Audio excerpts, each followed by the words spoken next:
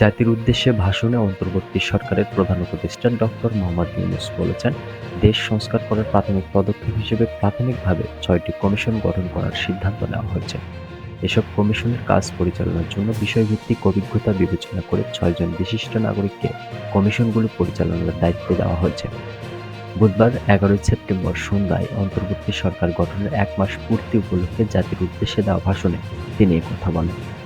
ভাষণে ডক্টর মোহাম্মদ ইউনূস জানান, নির্বাচন ব্যবস্থার সংস্কার কমিশনের প্রধান হিসেবে দায়িত্ব পালন করবেন বদিউল আলম মজুমদার, পুলিশ প্রশাসন সংস্কার কমিশনের প্রধান হিসেবে কাজ করবেন সরফরাজ চৌধুরী, বিচার বিভাগ সংস্কার কমিশনের প্রধান হিসেবে দায়িত্ব পালন করবেন বিচারপতি শাহ আবু নাঈম মুমিনুর রহমান, দুর্নীতি দমন সংস্কার কমিশনের প্রধান হিসেবে দায়িত্ব পালন করবেন ইফতেখারুজ্জামান, জনপ্রশাসন সংস্কার কমিশনের প্রধান হিসেবে আব্দুল মুহিত চৌধুরী, সংবিধান সংস্কার কমিশনের প্রধান হিসেবে শাহদ্বীন মালিক দায়িত্ব পালন করবেন।